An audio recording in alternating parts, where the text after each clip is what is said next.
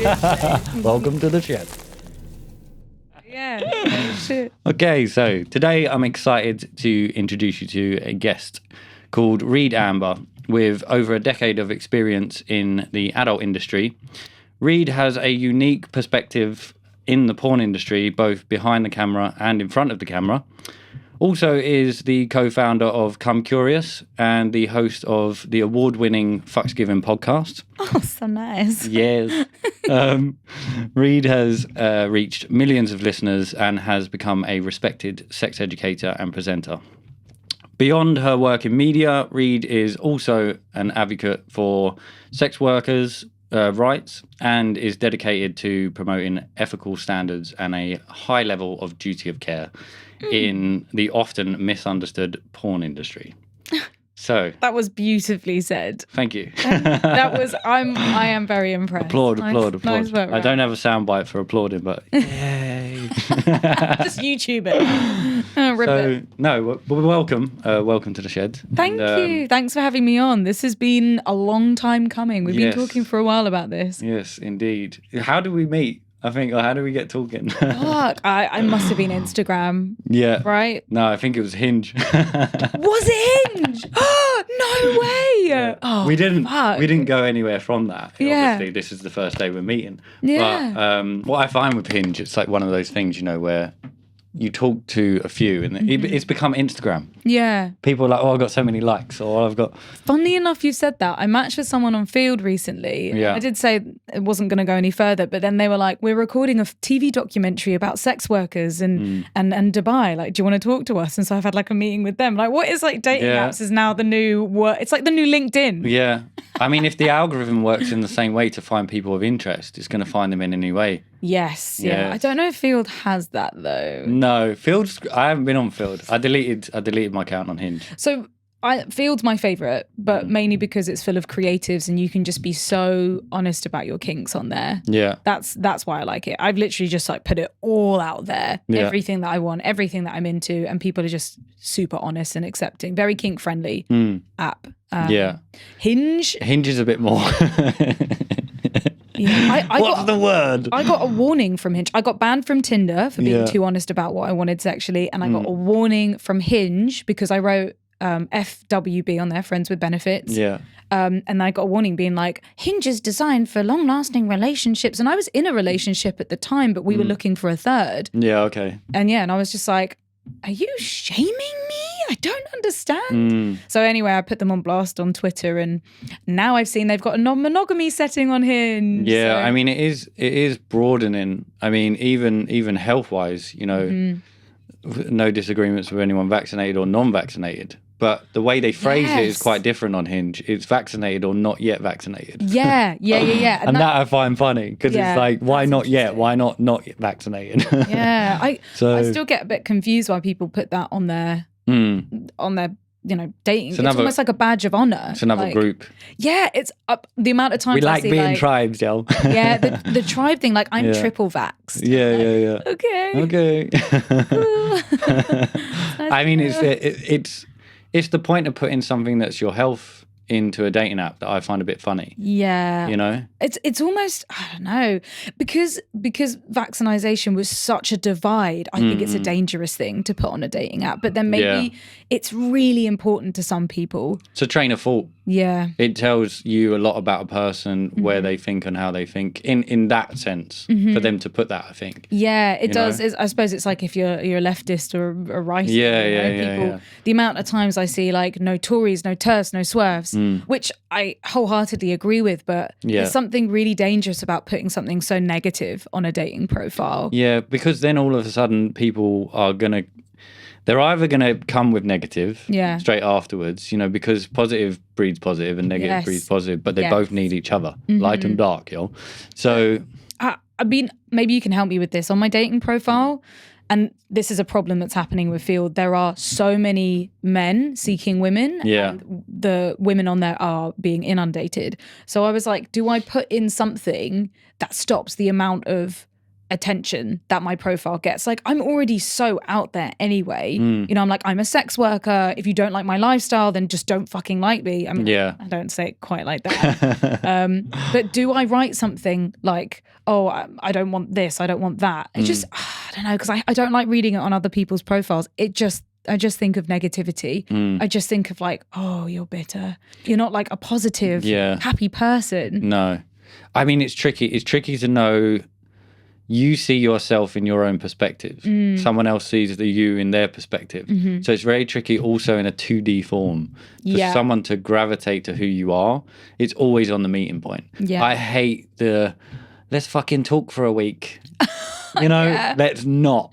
I'm being that person right now. I'm being the fuckboy person. Right well, you just got a few and you're like, I'm going to talk to all of you, but probably not going to have coffee. Yes. Yeah. Well, it's because at the time I really want to. And I'm like, I just want to fuck. And then when it actually comes to it, I'm like, oh God, I have to do the admin of meeting up with them and deciding if I want to fuck them. I'd rather just fuck them. Yeah. That would just be easier. And then I've gone through that breakup wave of fucking everything that moves to, oh shit, that's taking a lot of my time and energy and I need to slow down. So all those people that I was like building with, I'm like, shit, sorry, I'm probably not going to meet up with you now because I'm taking a fucking chill pill.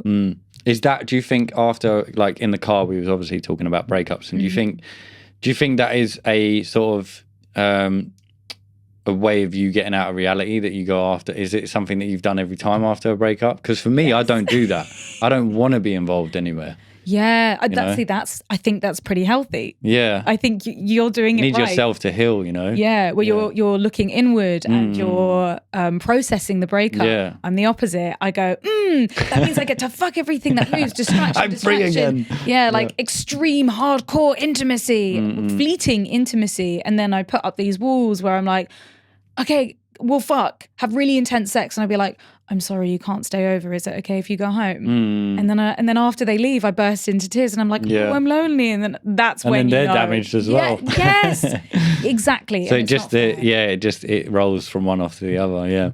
I feel like our car journey was extremely deep. So I feel like, as I said, I like to go light, but then it never happens. No, it doesn't. It's just the way your brain thinks, really. Yeah, it depends on the person, right? Like I feel like we both felt we were okay going that deep in such a short space of time. It did get deep. Yeah, it's Pandora, yo. Yeah, it's fucking Pandora. She got that witchcraft on me. Yeah, she does. So on a lighter topic, like something that fascinates me is fetishes. Yes. And my favorite. Yeah, I mean, have you ever guessed someone's fetish? No. Have you ever tried? Yes, I can try. I mean, for with sure. men, I think men predominantly have the same. A lot of them have a lot of the same fetishes. Yeah. You know. Well, there's a huge difference between a kink and a fetish, and I think maybe we use the term fetish a bit too loosely. Okay. Because you hear of kinks and fetishes and you lump them all together, and a fetish is something that's quite extreme. It's quite detrimental to people's lives when they have a fetish. Not everyone has a fetish. It's actually quite rare to find. But a fetish is an obsession. It's like, it's the thing that you need to get you off. It's the thing that you think about when you bust. It's the thing that you look at in porn. And not everyone has that. And some people are slaves to their fetishes. Some people don't like having a fetish. It can be really dangerous. It can be really dangerous. It can be physically dangerous to themselves or other people, depending on what it is. And interestingly enough, a fetish is always something that's non-sexual. So it's either an action, a body part, or an object. Yeah. And they all have to be non-sexual. Feet are the most common fetish that we have. It's one of my favorites. Yeah. But I don't have a foot fetish. I have a foot kink. Okay. So what's the difference between that then?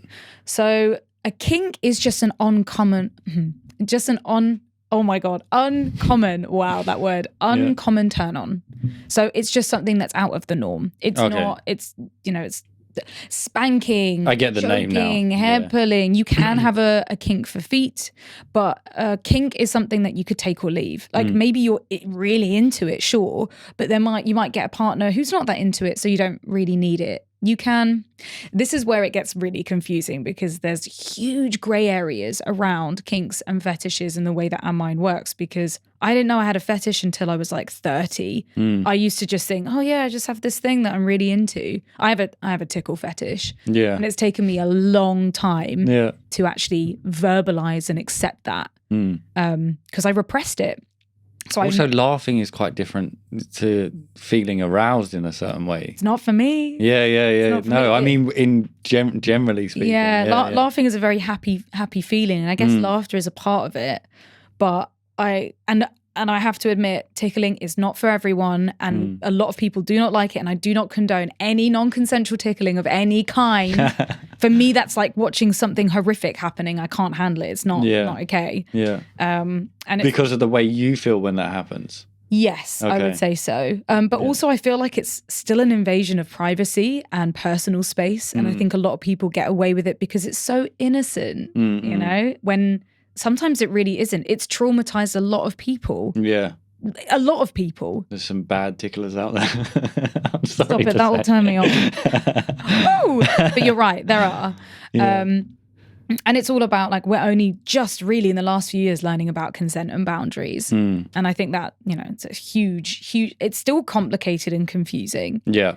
But to circle back, a kink, you could have a tickling kink and basically take it or leave it, but it's not really the thing that you like think about when you masturbate, maybe occasionally. Yeah. But a fetish is something that is like always there. It's almost part of your identity. It's part of like your psyche, who you are, how you see sex and arousal, and it's kind of your everything. Yeah. I think the term fetish means obsession. It's the thing that, and often or not always, often or not, it comes from adolescence, from when you're younger, through an experience or something that's happened or something that you've seen, and you just suddenly go, oh my God, wow, what's that? Don't know what the feelings are, but I want more of that. I want to see more. It makes me feel weird, uncomfortable, waves of something that Why do I like really, it? can't really explain. Yeah. And then as you grow through puberty, it turns into sexual, and you realize, like, oh fuck, like high heel shoes make me come. I could literally just get fucking hard or wet just looking at a high heel shoe. Yeah. Yeah, it's mad. It fascinates me more where these things come from, like the origins. And not many people really know. Like, you can't really connect the dots, you know? Because it's really hard to talk about. This is why I've found it so hard to talk about my tickle fetish, because my first memories of being tickled are family members. Yeah. And then, of course, you build that up with shame and embarrassment and a lot of confusion. And a lot of fetishes come from family members. Like, the amount of times I've spoken to people with foot fetishes where they say their earliest memory of feet is of their mum, or looking at their mum's friend's feet, or peeling socks off of their young girlfriends and kind of crawling into that space. But it's especially if, like, these are quite easy going fetishes. Yeah, they're quite, But thinking about fetishes that are really extreme and very damaging, I mean, you know, it's like Rule 34, right? It's like, if it exists, there is porn of it. And some of the most interesting, incredible fetishes I've heard of are things like someone has a fetish. Someone has a fetish for good word for it, really. pushing people down the stairs. I read one about a girl who liked being thrown with frozen fruit, and there's some of them are endless. People are obsessed with parts of the Berlin Wall, and that's their fetish. Or again, you've got like kind of the normal stuff, like tights, pantyhose, little white socks, more physical looking stuff. Latex, leather. Again, we can have kinks for those, but we might not necessarily have a fetish. Do you think that a lot of this would have been around before porn is like what it is now? Do you think people are... So you think this has been around forever? Yeah. In the sense, it's obviously experimentation of people and what they think, but where someone thinks it's great to hit themselves in with frozen fruit. Oh my God. Or make them be forced to vomit, be forced to make themselves be sick. There was a dominatrix that had a client who... that's the only way that he could get off, was literally being like humiliated and forced to make himself throw up. And that is so damaging and hurtful to your body. You know, like, the strain it puts on you, your throat, your teeth, like everything. But that could be that could be similar to, you know, the mental problem of bulimic. Yeah, it could be. You know, and then there is some kind of connection between the two. of course. I don't know. But I do think that they are completely separate. You know, a lot of they're set that with that person. Because they might still have an eating disorder, but the being sick thing is almost like a completely different part of their brain. Yeah, you know, it's like you switch it off. A lot of people in the tickling community that I know are asexual and they don't really enjoy sex or anything sexual, but tickling is almost like their form of sex. And a lot of people keep them very separate. Sex is one thing, tickling's another. Yeah. It's just fascinating. That I've never even heard of that. Yeah. I find it so crazy. Like, you know, I've got a foot fetish, so it's like, I was going to guess. Yeah, but it's literally, I mean, with my ex-partner, it's fine, but I find going into new people, a lot of people are like, oh, no. Yeah, because you know, people hate their feet, or they've learned to dislike their feet for whatever reason. They think it's gross, but I almost feel like the more that you shy away from something, the more of a turn on and exciting it is. Yeah, you're keeping it in that sort of darkness, and it's like, oh well, you just got to accept these things. Like I'm not really bothered by it at all. I remember being on holiday with like lads, and my mate was like, oh, Ryan's checking out Bear Hills again, and I'm like, for fuck's sake, like they're checking out everything else, and I'm like, why am I doing this? You know, so it's definitely a foot fetish. It's not 100%. That's amazing. Congratulations. Thank you. And also for coming out and saying it. It's terrifying. I don't really mind. Like, if anyone, you know, I think you are who you are, and we live in a world where everyone's like, you know, this show itself, I talk to people that haven't eaten for 2 years or flat. So I think you have to like just, you know, that's what you are. If you don't like it, lump it. You know, accept it. And if we're all like that, then everyone just gets along.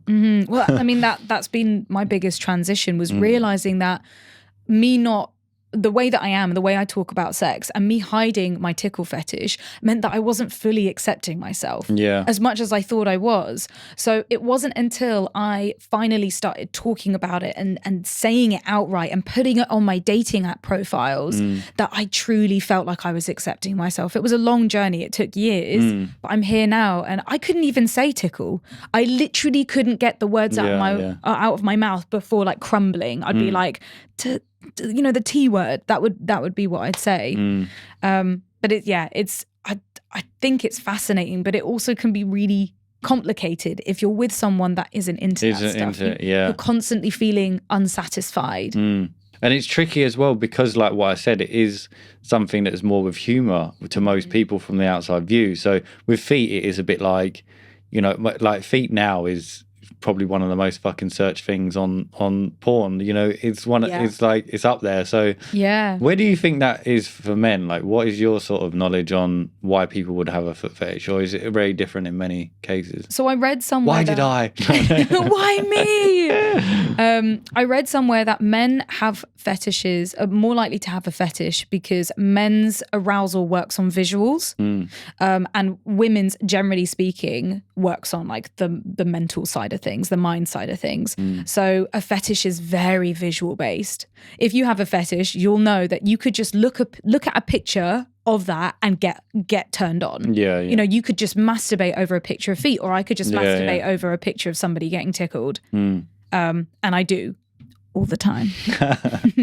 But I liked what you were asking about porn, and if maybe fetishes would still exist before porn. And I do think they would, because I think that your sexual interests can change and develop and be kind of molded because of porn. But like, and there's a lot of negative annotations I find with that as well. Yeah, massively. Like, you know, I'm seeing some guy at the moment, and he's talking about the extremes and going down those pathways of porn and wanting more and more extreme, getting to a point where they never even wanted to be at, but that's the thing that makes them come, which I've never thought of as, or impotent. Or, you know, like erectile dysfunction, or not being able to have successful relationships, or engaging actual physical sex because you're constantly wanting that dopamine hit you get from porn. Yeah. I mean, I've been there. I've had a porn addiction before. I've had a masturbation addiction before. Yeah.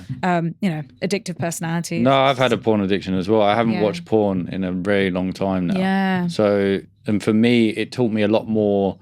I think most men though have a porn addiction. They just don't know they have a porn addiction until they try and go 5 days without it. Yeah. And it can be very challenging. Very challenging. And then also, it's the integration of if you're not with someone and you watch porn, and then you want to stop porn, and then you have sex with someone. Yeah. Then it can be also the problem that it can build all those feelings back again, and then you struggle with not watching porn again. It's like a whole fucking ride. But that for me was like lockdown. I was like, I need to be by myself. I need to learn. Yeah, wow. I think a lot of men aren't connected with their sexual, their sexual drive. Yeah. Like it all comes from down there. Like, Yeah. literally. For me, porn was an escape. Porn was course. the sex that I wanted to be having. And my porn addiction was particularly bad when I was in a long-term relationship. And I remember desperately waiting for him to fall asleep next to me so I could quickly masturbate and look at porn, while he's asleep. And I would do that every single night. And it breaking away from that is so tough. Yeah. It is. Fucking hell. It is it's like free. It's everywhere. Yeah. But we've all done drugs and alcohol and everything else, and a hangover's bad, but I think sometimes a relapse through pornography can be the worst fucking thing. The shame, the embarrassment, that feeling of being like you're an awful person, especially when you're watching content that you don't know 100% is ethical, or it's really extreme content where you don't know 100% if they were enjoying it. I get off on porn where it's non-consensual, and then I feel this ultimate I feel like the worst person in the world. I feel like I don't talk to anyone about it. I'm there like, I can't believe I just watched that. Yeah. The way that made me feel better was actually connecting with people in the tickle fetish community. And I spoke to some of them about this very issue. Like, what do I do about the shame around watching porn that makes me feel awful, that I know is problematic? And they kind of put it plainly, and they were like, well, the porn's already out there. The damage is already done. You're not redoing any more damage by watching it. And it being out there is not your control. Of course, you can choose and decide what do you watch and pay for good ethical porn or porn companies that you believe have good ethics.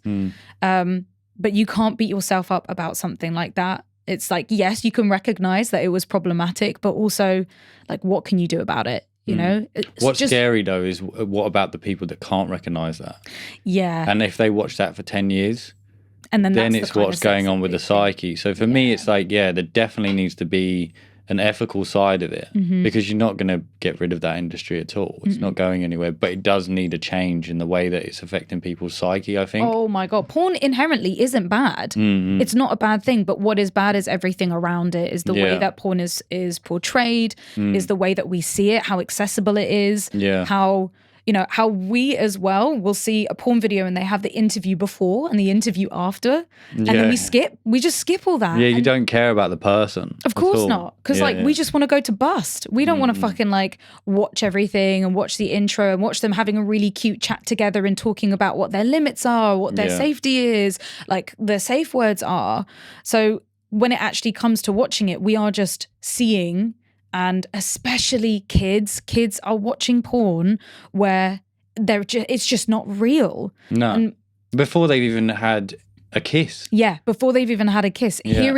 Hearing kids be like, I'm breaking up with her because she won't do anal. And they're fucking 13. And it's like, oh, that's terrifying. I've got a mad story, you just reminded me of. Yeah. So my brother's 15, right? Big up Jensen. Hey. He usually videos me in Spain. All right, Jensen, follow my OnlyFans. Not yet. I don't think you can. You need a credit card. He's got Resolute. Oh, shit. Yeah, I know you're already thinking, stop. But basically, he's in a private school, nice school in Spain, right? And when I'm there in Spain, I try and go with my mum to pick him up from school every day, just to see him or whatever. He gets in the car and he's like, yeah, something weird happened today, I was like, what? He's like, well, I found out that one of the kids in the classroom was getting tossed off by two girls. Yeah. In the classroom with the teacher there. And the teacher saw them and got caught. Oh, wow. And they're like 14, 15. Within. Yeah, in the classroom. I'm like, what the fuck, bro? Oh my God, I mean, like, what I want to know what was going on. Whether it was a dare or whether it was like, but why? Two girls on one guy. boy. Yeah. And not even 18 yet. And I'm almost trying to get in like the innocent mind of like, oh my God, let me show you something cool. If you do this, then this will happen. And it's like, oh shit. Oh, I think it's further than that. I think what they know, like the thing is, kids at like 12, they're 10, not 11, they're not fucking innocent. They're on you know, TikTok, Instagram, you know, it's one click to look at anything else, you know. So I think, but I just found that fucking nuts. That is nuts. That's something that I don't think we would ever do. No. We're the same age, I think, right? Yeah. 32, yeah. No, I'm 33. Yeah. Oh, well, I'm 33. Are you at the age now where you just forget how fucking old you are? Yeah, I normally overpredict and I'm like, yeah, I'm 33, yeah. I just forget all the time. Yeah. I'm like, age is weird. But yeah, I found that, like, I was shocked by that. That's fascinating. I mean, I do believe that schools should be teaching about porn as part of sex education. With no pupils doing it there and then. Jesus, yeah, that's crazy. I want to know more. In my school, we didn't really have things like that. Like, no, I remember hearing about like rumors of teachers fucking in the toilet, but that was it. It was, and I do remember a lot of girls, because I went to an all-girls school, and yeah, a lot of girls were losing it at the age of 13, and I was like, wow, that's really young. I don't want to have sex yet. But then when it came to like, when I actually lost my virginity in quotation marks, because a virginity is a construct. Yeah. Yeah. Virginity can be whatever you like, right? If you've had a really shit first time experience, you can just say, nah. Also, virginity being P and V, that's what we were taught. I lost my virginity ages ago to girls. Yeah. Years ago. That's what I always thought was a bit funny. Okay, so you only lose your virginity if a penis goes through, they bleed. Yeah. But fingers, you know what I mean? And apparently the hymen isn't even, that's not even really a physical thing. It's, you can still go past the hymen. Yeah. It has happened though. I mean, a girl does bleed, like first time. Not always. Not always, No. I lost my hymen to a canoe. What? This needs an explanation. Well, when you hear about losing your virginity and bleeding and all of that stuff, and it was before I started my period, and we were canoeing, and I went in the toilets and I was like, oh, there's blood in my pants. Yeah. And so yeah, the only thing I can think of is I lost my hymen to a canoe, and then my period months later came. I was like, whoa. That's a pretty good thing to say. I doubt there's many people that can say that. Yeah. Well, I've heard people losing it to a horse. I've heard people losing it to like in gymnastics when you're trampolining, doing crazy exercise. Wait, where were we? We were talking about basically getting stimulated by a canoe. Yes, stimulated by a canoe. So yeah, virginity being a construct, but I think we've moved on from Why do you mean it's a construct though? Because there's a saying I know which is quite interesting, and it's, you know, if you believe in God, that's a construct. If you don't believe in God, that's also a construct. But all these attempts will be like trying to catch water in a sieve. Yeah. Because but then I think with virginity you're right in it being a construct, because who said it? Why is it? Yeah. We all know it was like old white men that came up with the idea that losing Why is it always the old white men? Because they fucking ruled the world back then. That's why it's so fucked up, right? Yeah. Well, it's still a dictatorship. We should be in a partnership, really. Yeah, I would love that. That would be beautiful. But yeah, saying it's a construct is just how all of us were taught that losing your virginity was penis to vaginal penetration. We didn't talk about like penis to butt stuff. We didn't talk about anything LGBTQ. We didn't talk about like, you know, bumping vulvas. No one ever spoke about that. So all of us, most of us, I think hopefully it's different now. The only way we thought about losing our virginity and obsessed about it was it had to be P and V. And I think that put a lot of people who wanted to lose their virginity and like, you know, get rid of their virginity card in situations they never fucking wanted to be in. Especially if they knew that they were gay and they didn't want P and V, but they kind of had to do it anyway because that's what sex education told them was losing their virginity. Yeah. Do you feel like this is a path for you that you may take in later life or even now in a sense of education? Obviously, you know, you are doing forms of education, but more towards the younger, changing a school system or anything like that. Does that interest you? I mean, that is my absolute dream. I just don't know if they would go anywhere near me with what I do, especially being a sex worker. Yeah. I mean, I'd so love to talk to children. I would so love to talk to schools. But when people see sex worker, they think absolutely not. I mean, it's the same with people with a foot fetish. They think pervert immediately. And it's so fucking Leave me toxic. alone. Yeah. It's not fair. No. You're much more. No, I think, the education around, in England, it's not bad, it's not great, but it's very, it's better. It's than better other to, places. I mean, other places, you don't have it in certain cases Very at all, true. and in some places, it's actually a thing to have a massive family. Yeah. Because that's what, if they're farmers, it's everyone will help. Goodness, yeah. So they could have like 18 to 20 brothers and sisters. Yeah. So in that way, the world, it's very Mormons, different. Amish, yeah, super Amish. Catholic, yeah. Yeah. I mean, in this country, it's still fucking backwards. Like, you can still take your child out of sex education. There are still schools that don't teach it, mainly very religious schools. Yeah. And that's just so fucking dangerous. It's like, kids are going to fuck anyway. Yeah. Why wouldn't you want to give them all the tools to Especially make sure the they're doing safety, it right? yeah. The safety side of things. Like Yeah. over in the Netherlands, they teach their kids sex education from the ages of 3 and 4. And this is about consent and about boundaries, about bodies, sexuality. And they have, statistically speaking, much lower pregnancy rates and much lower STI rates. Yeah. Which is just insane. Like, why the fuck are we not Because doing knowledge, the same? innit? Yeah. I think England has quite a way of not giving the right knowledge sometimes. Yeah. There was, well, America and England are quite similar. And I think it was one of the Rothschilds that said, we want workers, not fingers. Yeah. And he was the guy that changed the whole educational system back in the day. So I look at it like, why are schools shit in that area, but it can only get better. And hopefully, I think we are now growing into a world where it's like people look for themselves, for their own kind of thing. But the problem is, you can look in the wrong avenues. It's so easy. It's just so easy, especially when kids aren't getting the sex education they should be, and they're looking for how to have sex via porn. And then that is just teaching them this really messed up way of how to treat very man somebody. point of view, Yeah, massively in the male gaze. And I fucking love male gaze porn. That turns me on massively. But it is very, very damaging because not everyone likes that. And I don't like that every single time either. I want to see the condom being put on. I want to see people laughing and like breaking and having a moment and drinking some water. But we don't see Nearly that. falling over, taking their sock off. Yeah, exactly. We don't see any of that. And I think that sex education needs to include porn, to just simply say porn is not real. Porn is fake. I don't want to say fake. That sounds rude because, they're doing it. Yeah. Porn is like going to the cinema and watching an action film. They're actors, they're stuntmen, it's all, you're allowing yourself to be suspended in that belief. We should be looking at porn the exact same way. They are actors. They are they have a script. They have a whole camera crew. The whole set has been lit up. But sometimes we don't want to see that because we want to believe so much that it's real to get us off.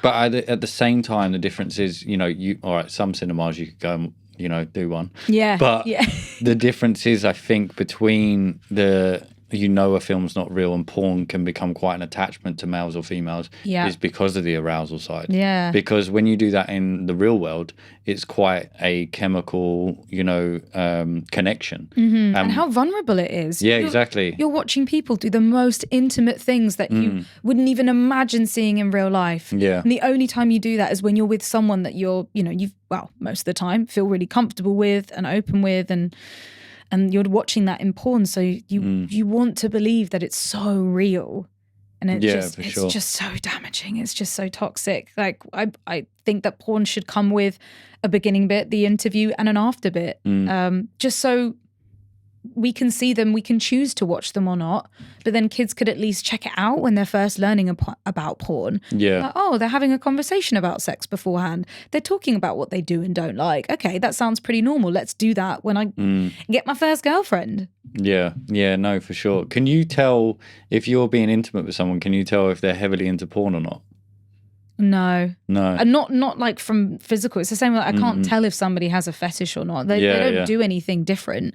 But what I can tell the difference of is when they're very, very communicative, when they've done their work. Yeah. Those are the people that I fuck again, which is rare, which is very rare, because people don't. They just, again, what we've been brought up to believe, what I've been brought up to believe is that especially a man needs to have confidence and do everything right and know exactly what to do and exactly what to say without asking. Because that's sexy, that's bold. And it's like, then he's just a silent fucker. Yeah. And you're like, are you okay? I have the worst time. Yeah. I'm like, what are you fucking doing? It's like, but I know you like that. We need to be going into sex like every single time you have sex, not every single new person, every single time you have sex might be different. Yeah. And it's all about, it should be different, new experience every time with the same person or with not the same person. Yeah. Oh, and I my biggest turn on is people asking first. Is someone saying, oh, can I kiss you? And I'm like, oh my God, yes, you may. Or, hey, for a lot of people would say that's not. So, but that's what I'm saying. Yeah. For you. Where have they got that? Where have they got that idea from? Like, why would they not want someone to ask? Movies. And respect their fucking boundaries. Yeah, for sure. The amount of movies, romantic movies I watch now, and I realize how fucked up and toxic they are. For example, Twilight. Yeah, Twilight is so fucked up. They're kind of praising people for like two guys fighting over a girl, being really butch and manly and having fist fights. Yeah, it's so generic. Just like grabbing someone and pushing them up against the wall and like, you know, turning them vampire without their consent. It's all so fucked. And we romanticize it and think like, wow, that's amazing. And it's like, yes, you can want that in your fantasy, sure, but in your reality, it's not. It's hard work. Just I mean, I really feel for guys at the moment. Like as you're going through a massive transitional period where women are taking back their own power, and there is a lot of pressure on dudes at the moment to know everything, to perform well, to be the best at sex, but to also ask and respect boundaries and be nice, but also enough of a fuckboy for someone to be interested. It's a minefield out there. What are your thoughts on masculinity and femininity, how they should work together? Because now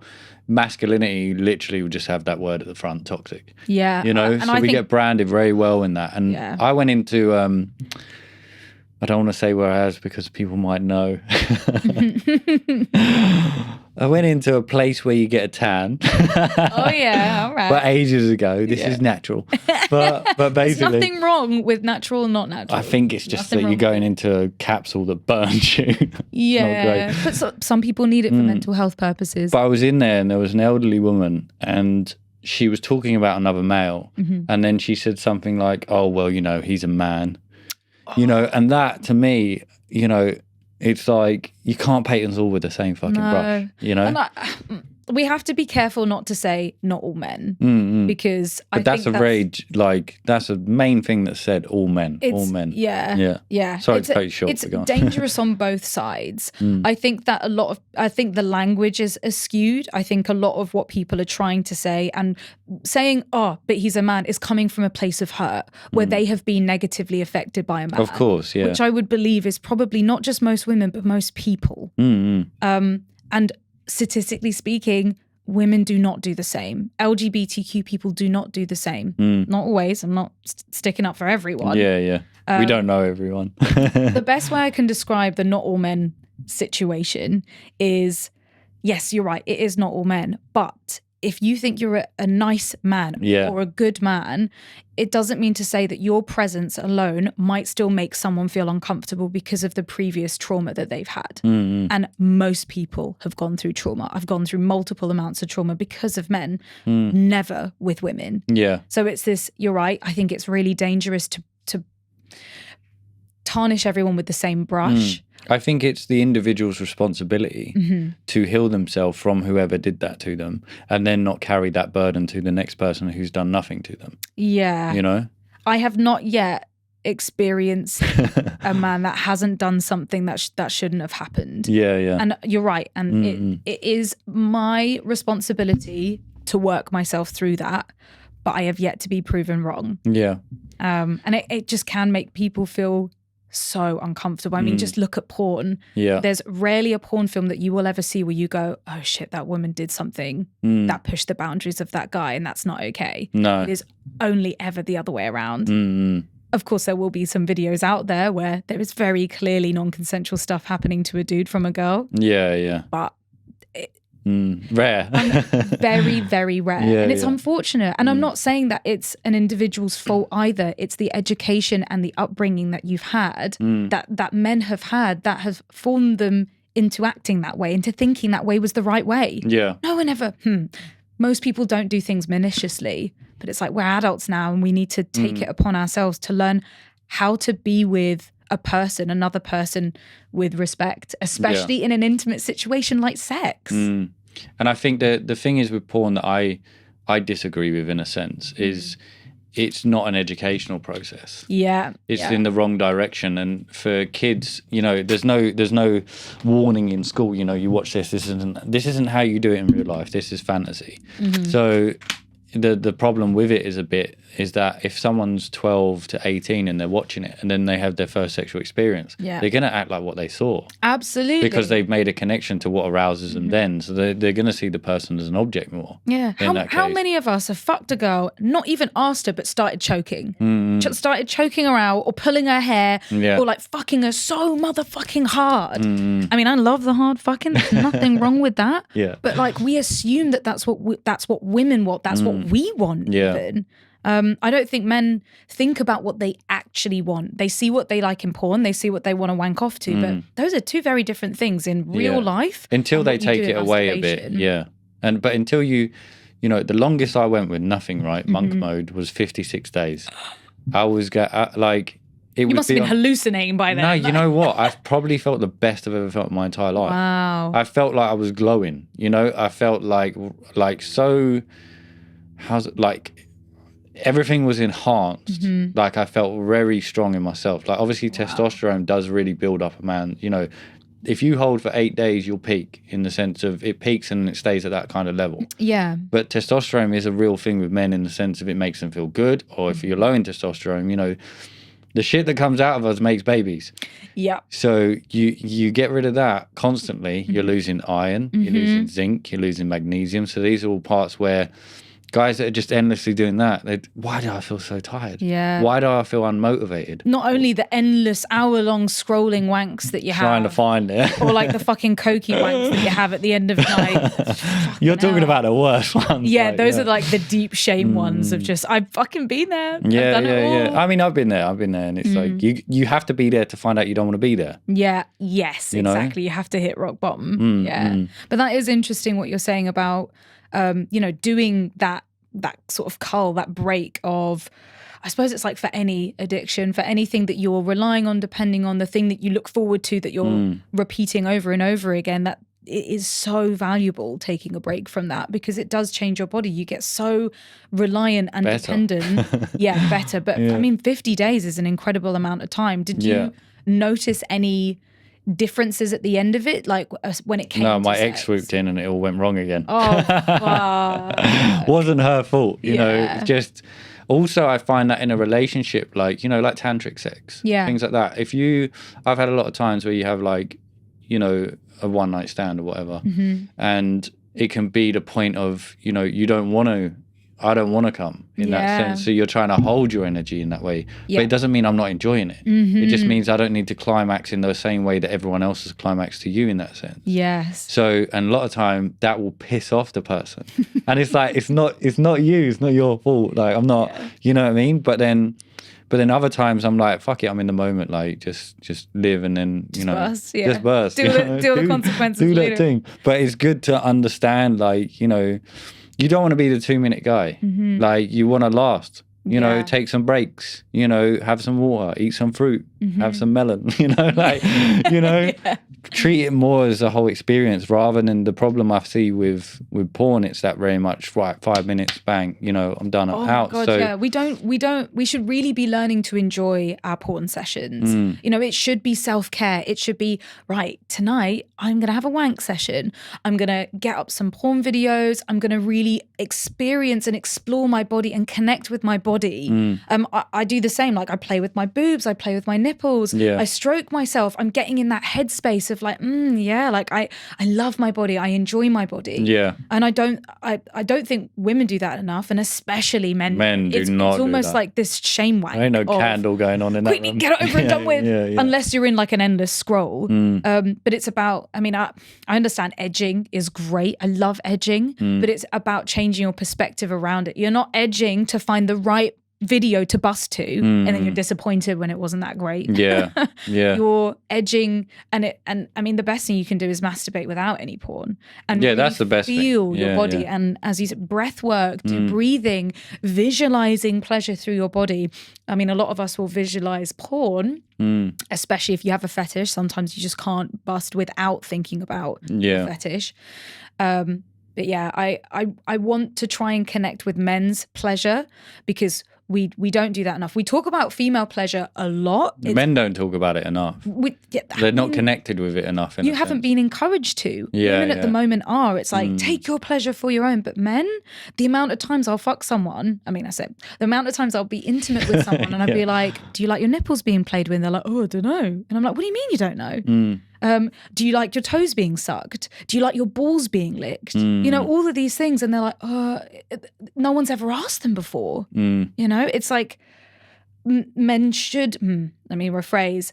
It would be amazing if men connected with what turned them on more. If they were really trying to engage with, not with porn, because again, that's the fantasy. It's very easy to get stuck in that 2D world. But with your body and, you know, experiencing it. Do you like the soles of your feet being touched while you're wanking? Do you like being restrained? Do you like having someone sitting on top of you and telling you you're a good boy? You know, there's so many things to explore, and I'm exploring all that, but I just think it would change everything if men did explore that as well.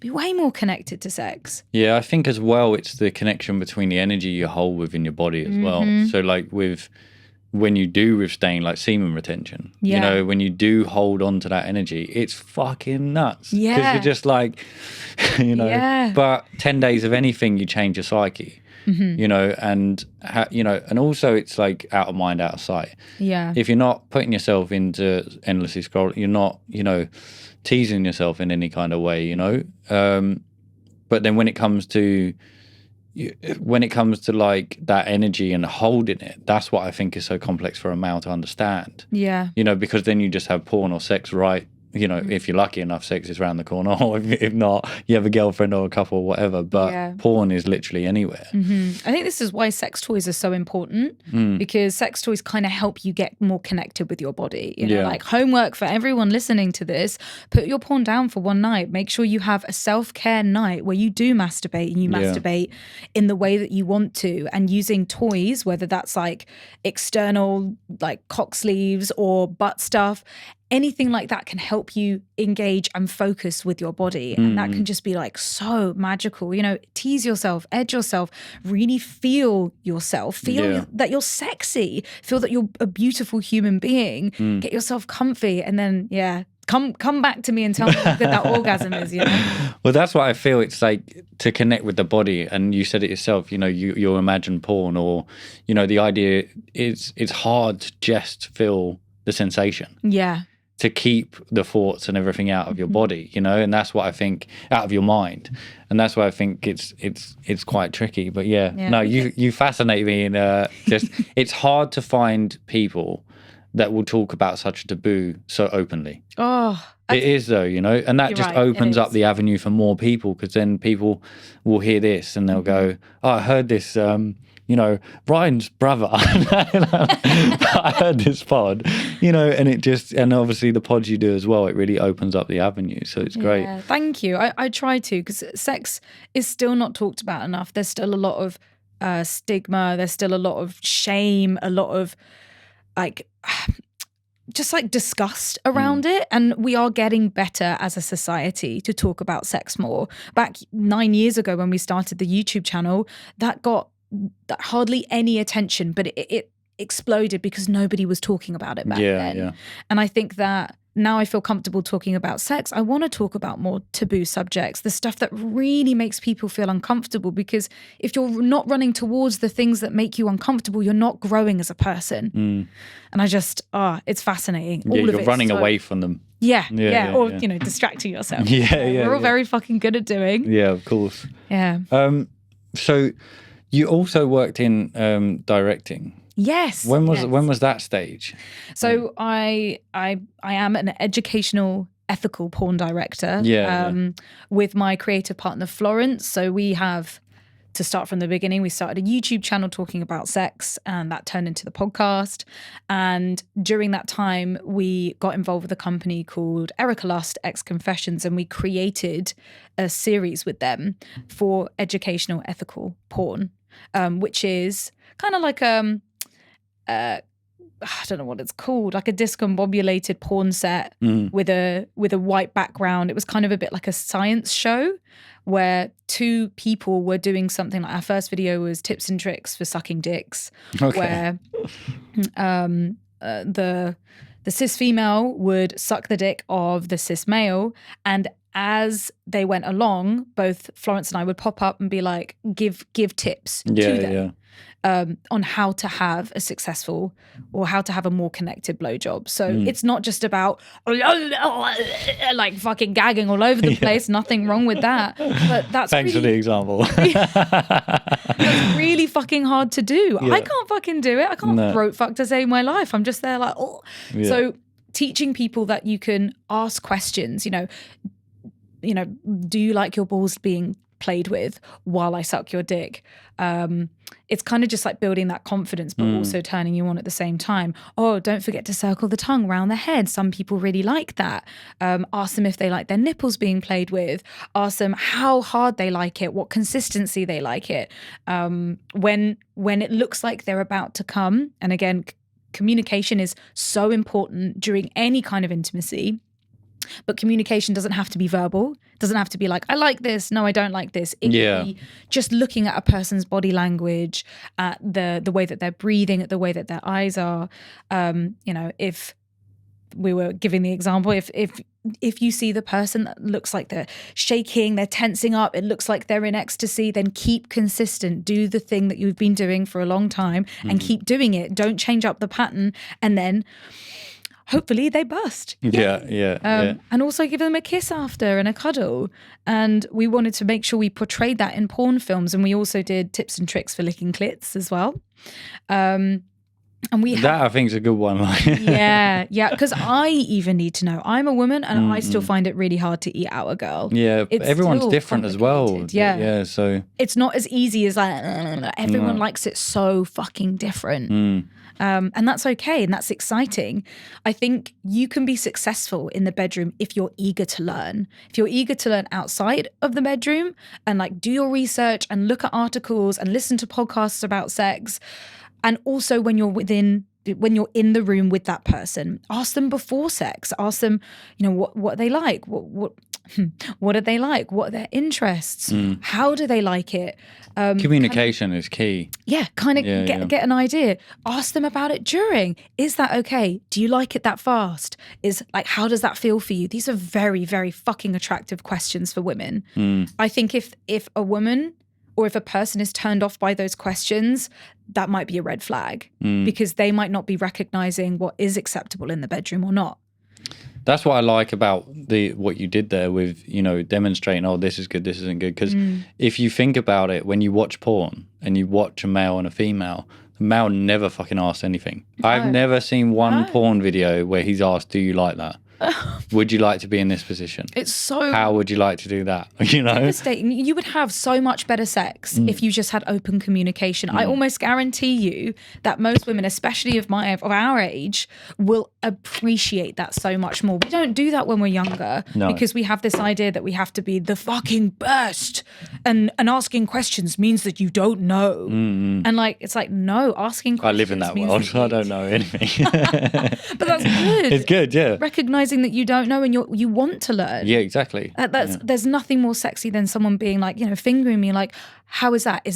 Does that feel good? Does that place feel good? How about a little bit higher? How about lower? Like, communicate through it. Yeah. God, everyone's so different. I think people get nervous with it as well, especially if it's a new partner. If you've been like I was in a 7-year relationship, you really get to know each other, and you grow together in that sort of thing, and then you learn what you both like, and then you go with something new and you're like, oh fucking hell, it's like ground one again. Yeah. I'm gonna have to get to there again. And we don't like sitting in nervousness or uncomfortable feelings. No. So we're like, oh, bam, bam, bam, just quickly get it over and done with and hope that we're doing it right. So, like, oh yeah, I'll eat your pussy, cool. And it's like, we're just sitting there like, women do it too. Like, oh, I'm gonna suck your dick. They do it really lightly and they're like, is that okay? No one's or it's asking. a cheese grater. Yeah. Oh, yeah, the teeth. It's just so about asking people. Men are the same. You got to ask them, how hard do you like it being gripped?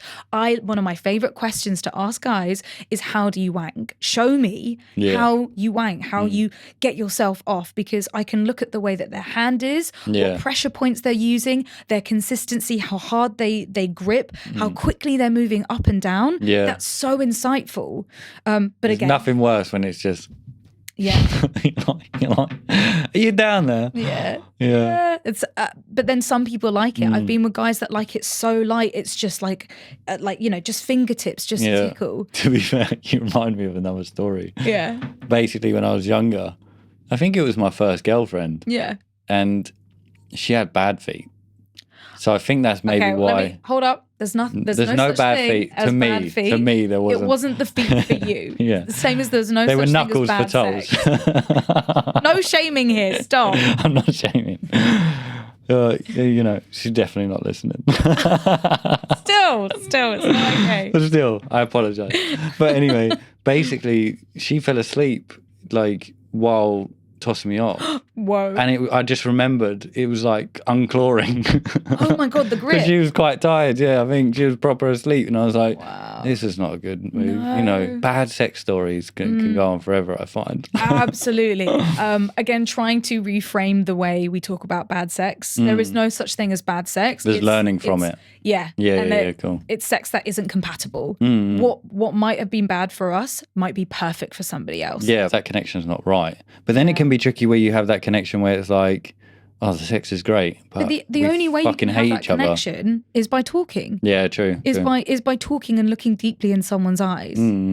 Otherwise, if you're not talking, it's very rare to find an actual meaningful connection. Yeah, for sure. Yeah, so tough. What were we talking about before? Oh yeah, your girlfriend's toes.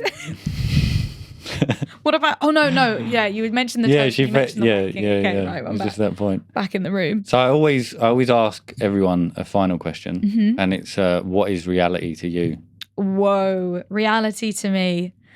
Oh, I mean, we spoke about this briefly in the car. Reality to me is evidence-based, is science-based.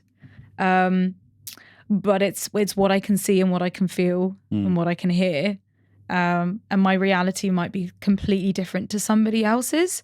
So my reality, especially thinking about mental health issues and the psychosis that I've been through and the spaces that I've been into, because that isn't somebody else's reality, that is still very much my own reality. And I believe it to be real, and that should be respected and understood.